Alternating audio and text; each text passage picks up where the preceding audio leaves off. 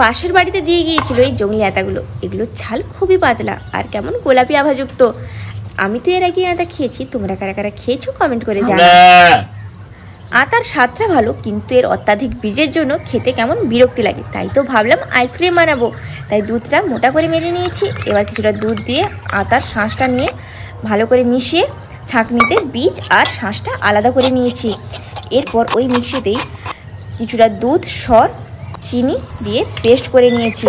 কিছু বাদাম ছাড়িয়ে কুচি কুচি করে নিয়েছি। তোমরা চাইলে গুঁড়ো দুধ ব্যবহার করতে পারো। কিছুটা বাদাম কুচি আইসক্রিম মোল্ডে দিয়েছি আর কিছুটা মিক্সিতে দিয়ে দিয়েছি। এরপর আতার পেস্টটা আইসক্রিম মোল্ডে ঢেলে দিয়ে ডিপ ফ্রিজে সারা রাতের জন্য রেখে দিয়েছি। পরের দিন দুপুরবেলা গরমের মধ্যে এমন ঠান্ডা ঠান্ডা আইসক্রিম খেতে কার না ভালো লাগে। সত্যি বলছি, আতার আইসক্রিমটা খেতে দারুণ হয়েছিল। তোমরাও ট্রাই করতে পারো, ভালো লাগবে।